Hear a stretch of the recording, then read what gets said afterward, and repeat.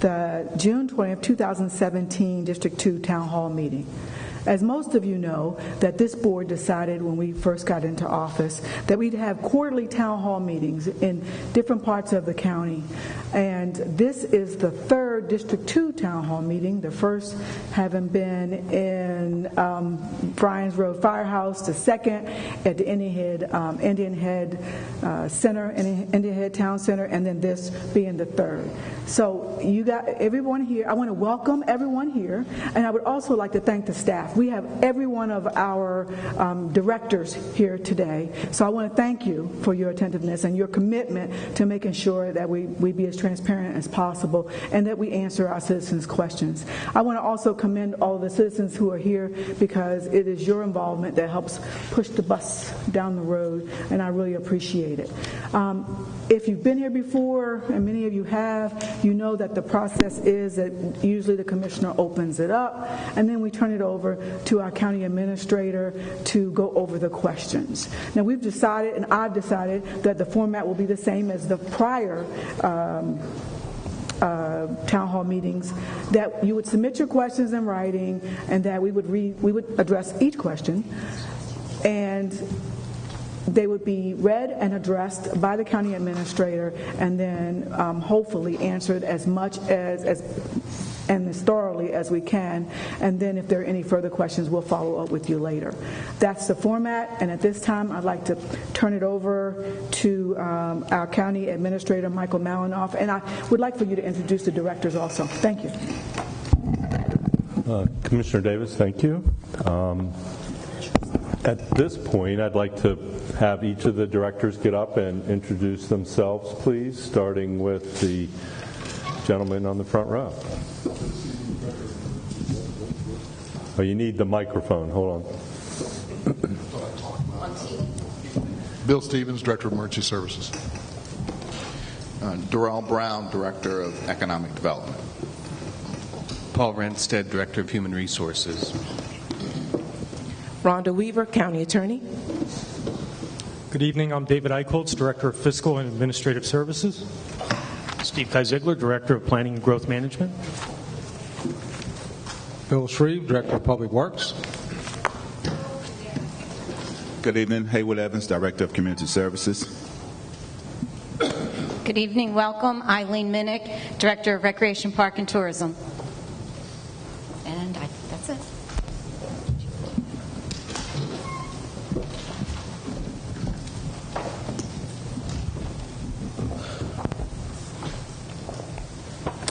Is that everyone?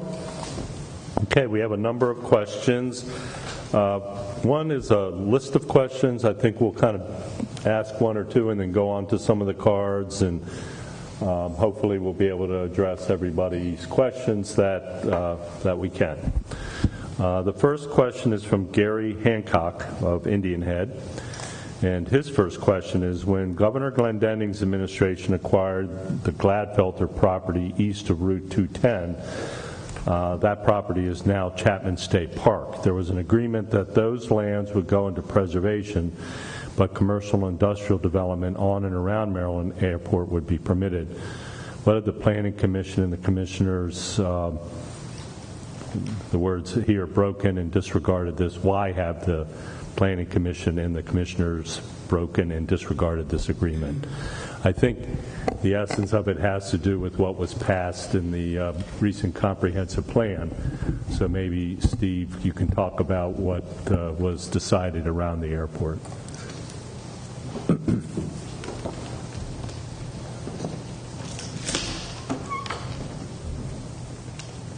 Generally speaking, again, Steve Kizigler, PGM, generally speaking, as you know, with the comprehensive plan in Charles County, it took about 5 years to work that way through the Planning Commission and the county commissioners. And as a part of the policy objectives of the comprehensive plan, one was to create the Watershed Conservation District and to place it on land that was mapped within the comprehensive plan. Very controversial comprehensive plan. Most of them don't take 5 years to work their way through the process, and there were the plan moved left, it moved right, it moved a variety of different ways. It went through a couple of iterations of elected officials. At the end of the day, the Planning Commission, weighing all the information, made a recommendation to the commissioners. The commissioners considered those recommendations, and they made the decision fairly recently to adopt legislation, a text amendment, and a map amendment that I assume everyone here is aware of what happened. What I can say is that the Planning Commission and commissioners considered all the available information, and my perspective is that they made an informed decision. Generally speaking, around the airport, it was a very controversial issue, but the commissioners decided that the land that they owned should say WCD.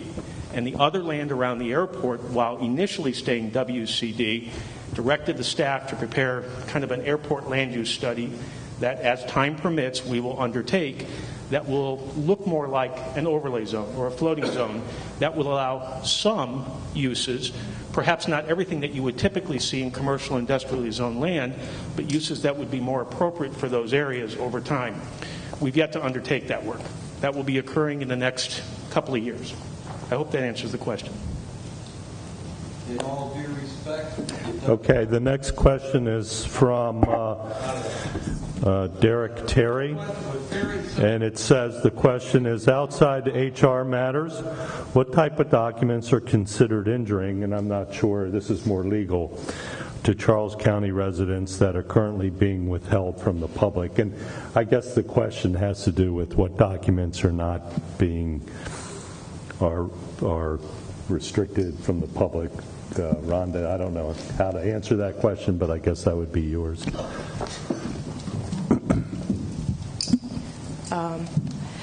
Under the Maryland Public Information Act, there's certain information that's a required denial, and there's certain information that's a permissive denial. So, and I'm not looking at the statute right now, but example would be, I think a required denial might be personnel information, home addresses of employees. Those things are required denials. And forgive me if I mix up the categories. But other things are permissive denials, meaning we don't have to deny it, but we have the ability to deny it under the law if the government so decides. So, one of those, that might be,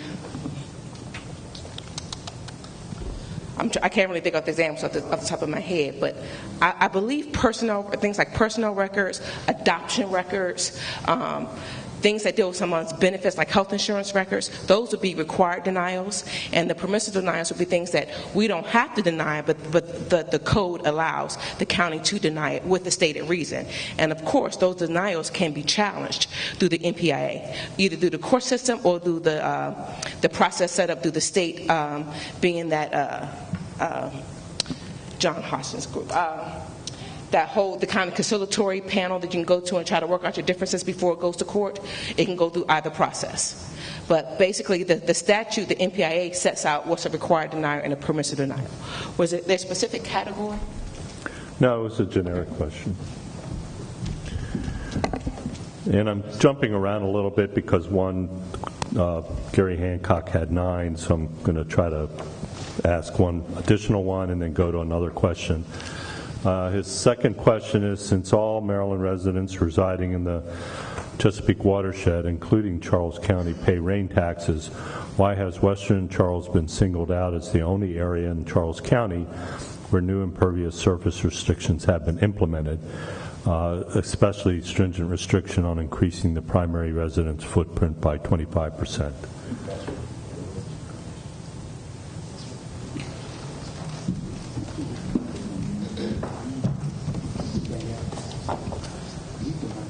I'm going to say, Steve Kizigler, I don't want to categorize that as why was it the only or the single place that was selected for that. My perspective is that our comprehensive plan that was adopted in 2016 clearly identified as a very high priority I'm going to say, preservation of the Mattawoman Stream Valley. And as a part of that comprehensive plan called for the creation of a new zoning district, which is the WCD, which permits residential density at 1 per 20, and the legislation that accompanied that included more restrictive impervious coverage limitations than other parts of the county. That's a natural addition to that type of legislation. So I don't know that I would categorize it, why was this singled out? I would say that there was clearly an environmental factor that was very controversial, very well thought out through the entire comprehensive plan update process, And at the end of the day, the commissioners made an informed decision. They adopted legislation and they adopted maps that did that. It's probably the best way I know how to answer that question. Okay. You may want to stay standing. The next question is from Takeko Mato. Thank you for adopting the WCD, but what's the point of having the WDC if you're going to allow commercial and industrial development around the airport? So with any legislation, any big policy objective that's included in the comp plan, and ultimately the legislation meeting the text and the maps that go with it, it is a legislative process. It's a political process. And at the end of the day, the commissioners weighed the recommendations of the Planning Commission. They also weighed very heavily, I believe, the concerns expressed by Charles County citizens. And the commissioners, talking with staff, decided, I'm going to use the word to compromise to one degree or another. And I think the thought was, primarily the intent of the WCD was to limit residential growth in the WCD by having a zoning density of 1 per 20 and limiting impervious coverage. The other side was that the previously or existing commercially and most of the industrially zoned land made up a very small percentage of the land mass within the WCD. And the perspective was, for economic development purposes, I believe, was to leave that in place, but to apply the impervious area limitations on that land. So my view is it was a bit of a compromise. Okay? Okay, the next question from Gary Hancock, and I think this would be legal and PGM.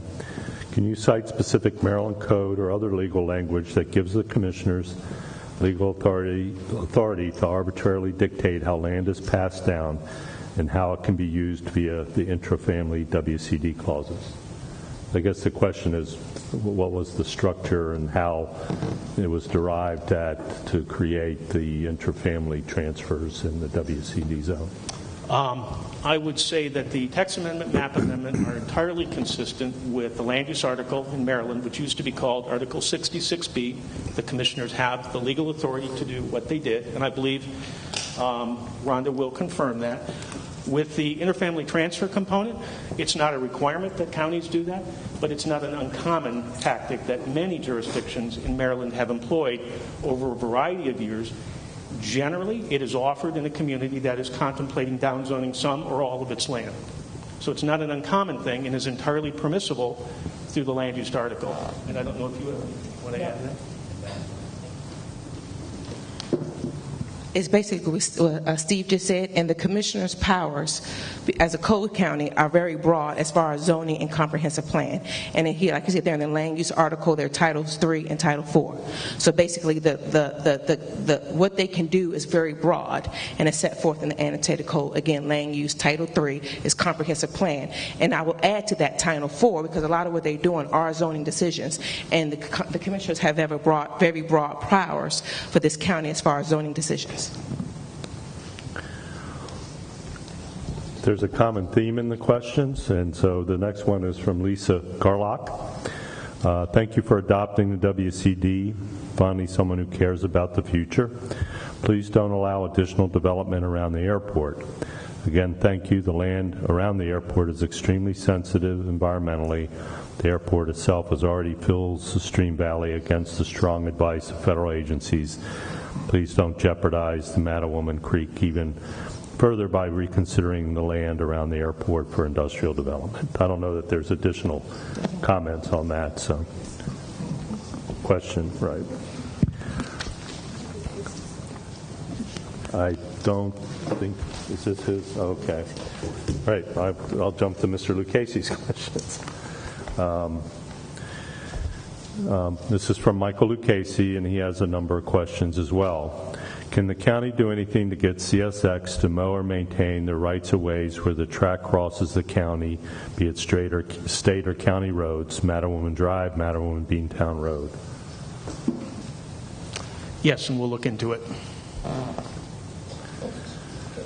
Thank you.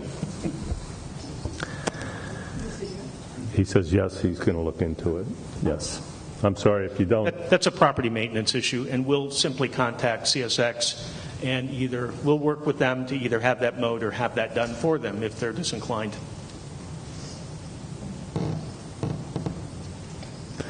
All right. The next question from Mr. Lucchese, and this would also be either economic development or PGM. Could the county give an update on the Waldorf Station project? I can probably do that.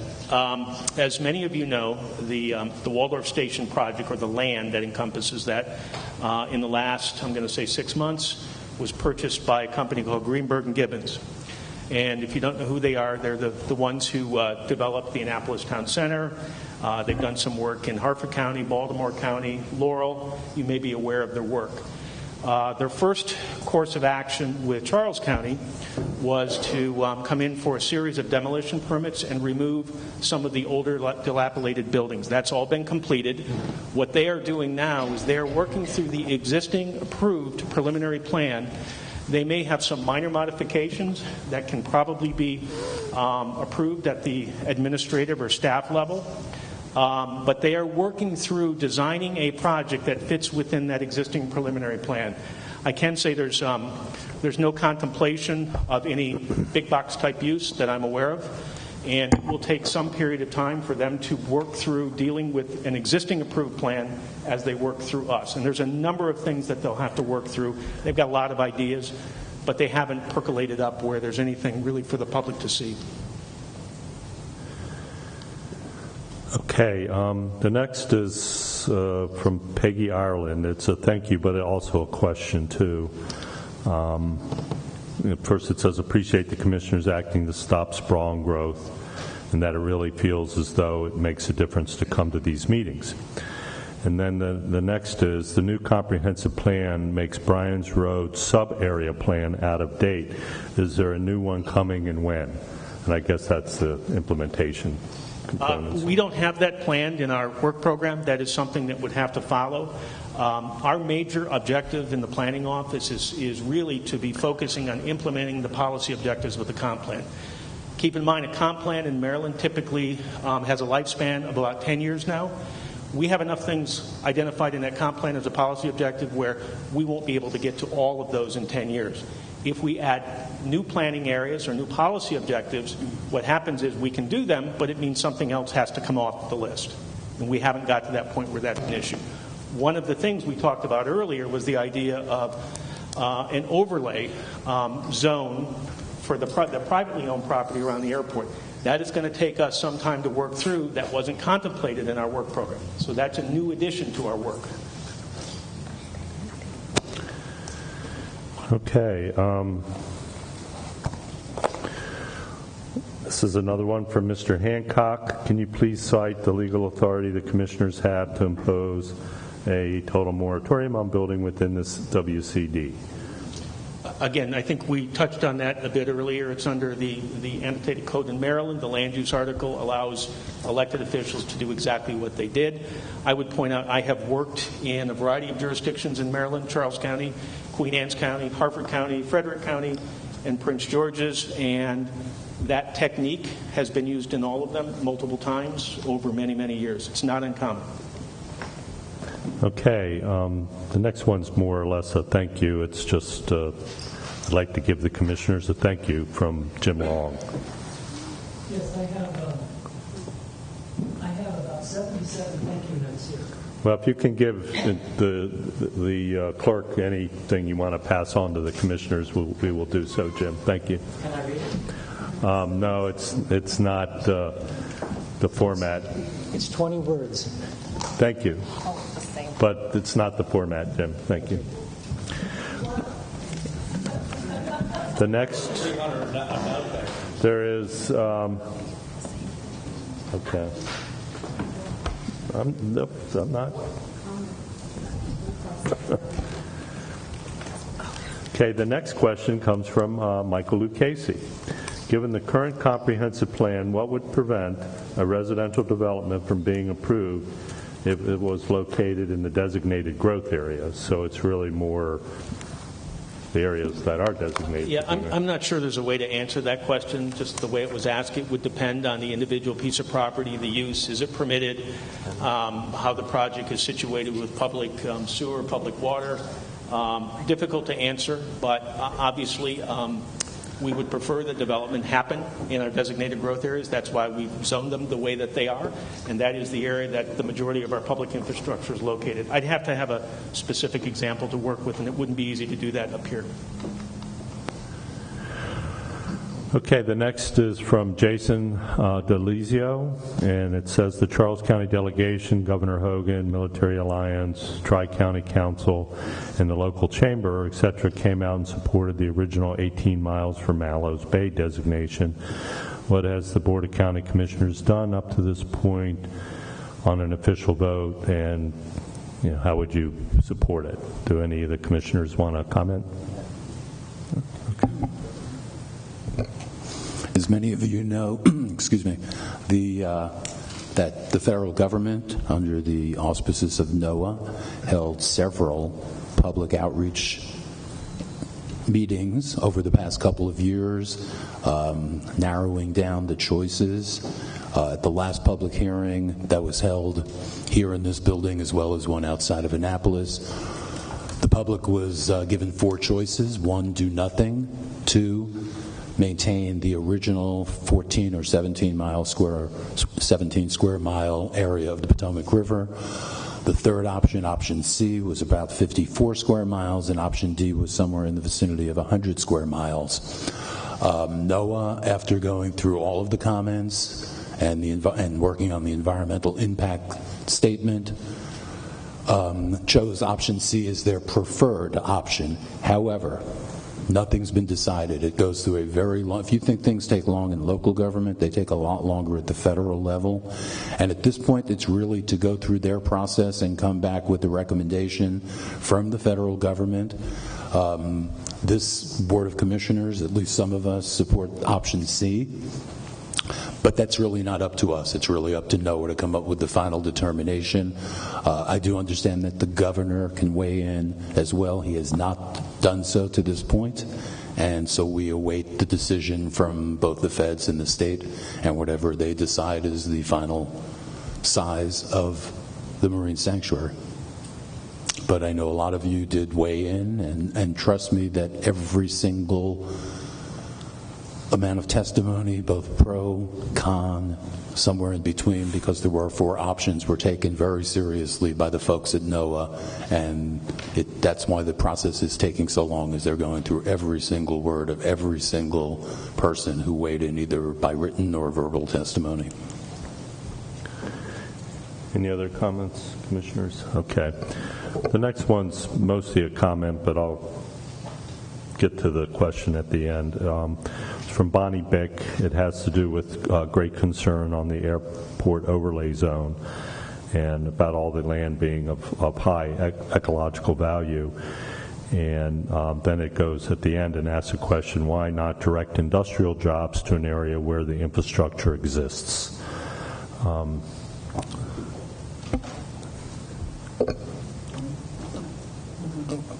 We added an amendment to the Watershed Conservation District legislation asking staff to look at an overlay zone, and we did just that, and we will await the expert advice and guidance from our PGM staff to determine what makes sense, being very aware of the environmental sensitivity of the area. Sometimes there are compromises available, and we're hoping that staff can come up with something that we all can agree on. Okay. The next question is from Gary Hancock. Since much of the property within the WCD was newly assessed this January, will our July 1, 2017 tax bills reflect depreciated values of these property? If not, why? Dave, do you want to talk about the assessment process?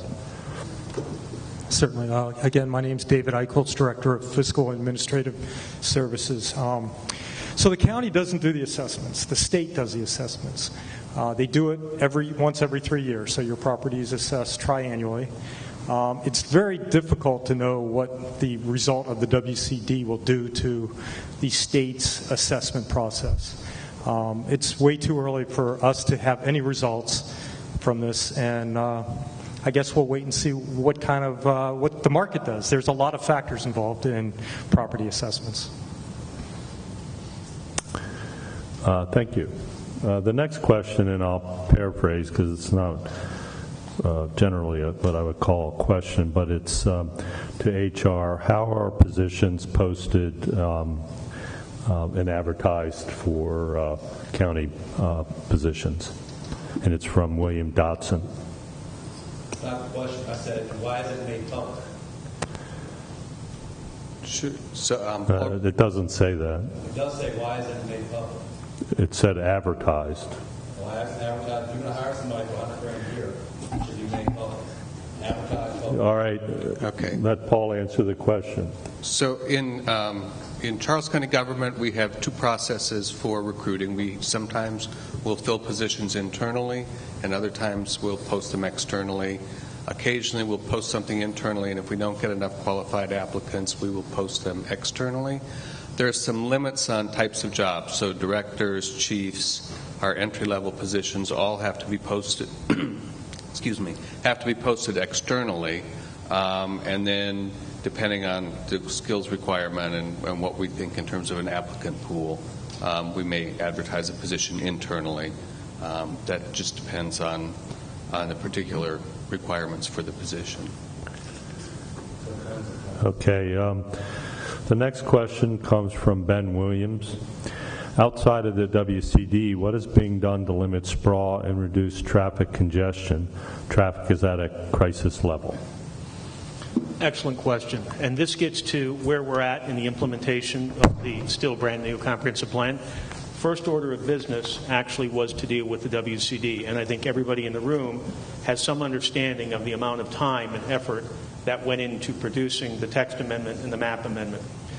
There are a whole host of other policy objectives in the comprehensive plan, and I'm just going to ask everybody aware that Charles County adopted a new comprehensive plan in July of 2016, had a chance to look at it in some fashion. So you see all of the policy objectives. I think many of those go to those two things very directly, but it's going to take time. Right now we're working on some affordable housing initiatives. We have a variety of other things that we're engaged in. We're actively involved in a complete overhaul of the zoning code.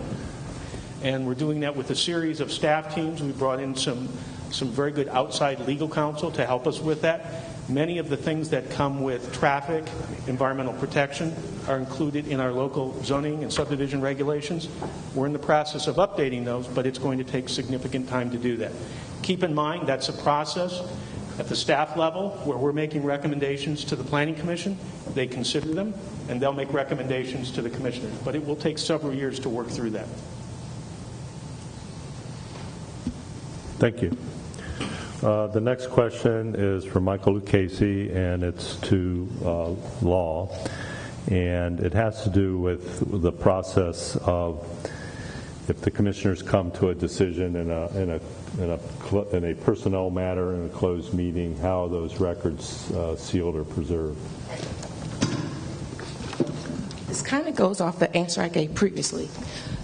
Well, it does and it doesn't. First of all, under the Open Meetings Act, there are certain topics the commissioners are allowed to discuss in closed session, and one of those are personnel matters. So, for example, if we got a request saying to release certain closed session minutes, we would object to that because it was in closed session because it fell within one of the available permissible realms to have a closed session.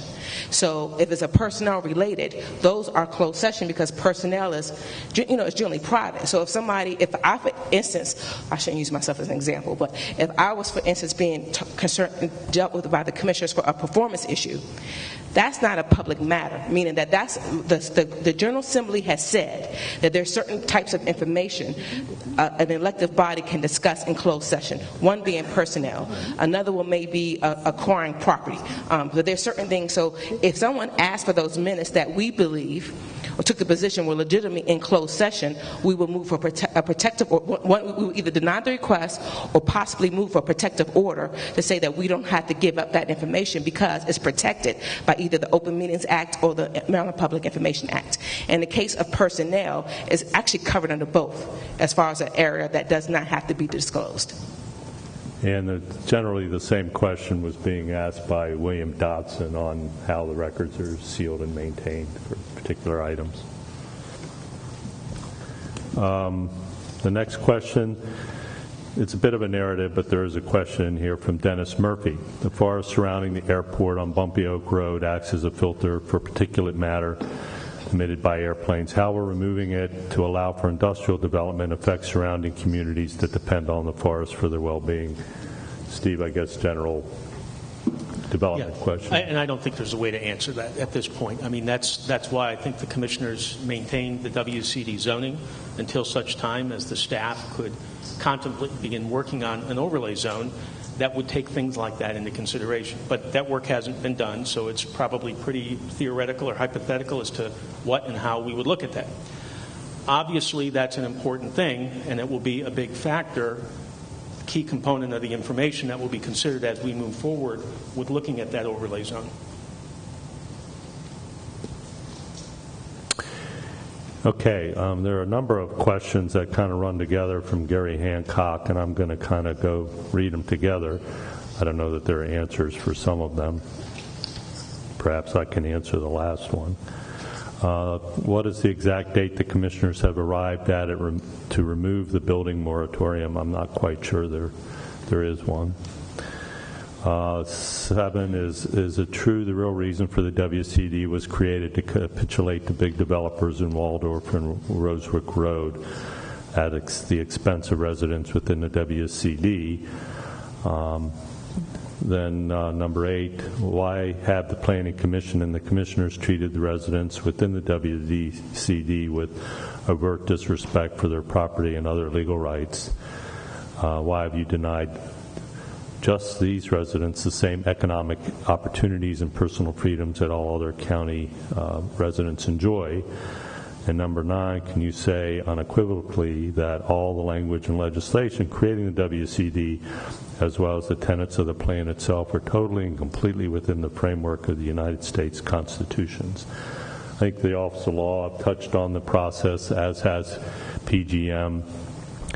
And although I'm not an attorney now, I once wrote an article on the concept of inverse condemnation, which has to do with the interpretation of the Supreme Court cases on the authority and the ability for local governments to legislate around zoning and development and in what standards have to be met. And in my familiarity with the Constitution, having published on this item, I think what the commissioners have done is constitutional. And then the last question is from Mary Pat Doherty. Are you actively doing anything to eliminate the infamous portable classroom? It seems that the newcomers get the beautiful new school buildings, while the students and teachers at Mount Hope get an array of outbuildings. Does anyone have any general comments on that? I see a school teacher.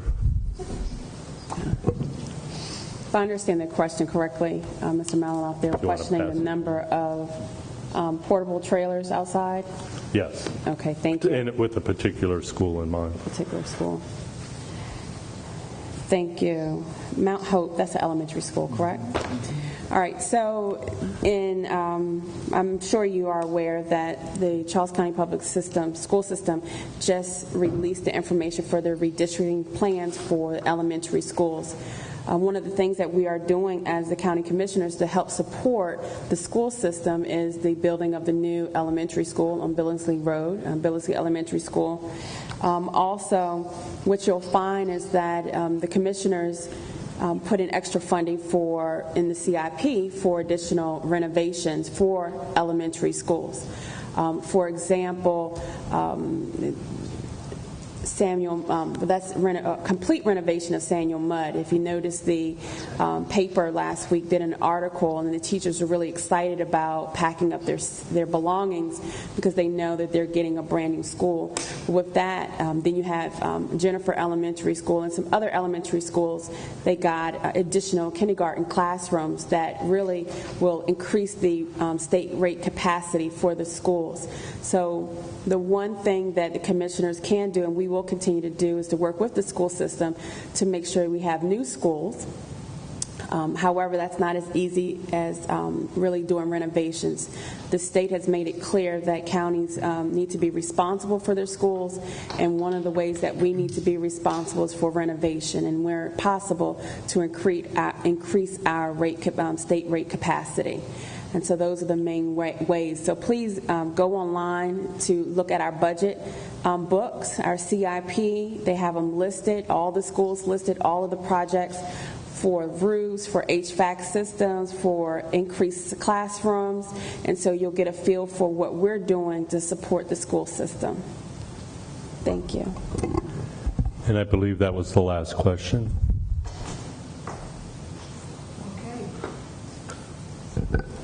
Having heard all the questions that have been presented, hopefully if there are, you have satisfactory answers. I understand that a lot of these were policy questions that maybe this wasn't the appropriate forum, I don't know, but I don't feel that the policy questions were answered to my satisfaction. But having done this, we have fulfilled our obligation. If there are any other questions that you guys want to have answered, please leave them with Julie, because I drew a blank with her. Julie Bryson, and we will follow up. So, and if you have any other questions, please go to Julie, and we will make sure we follow up later.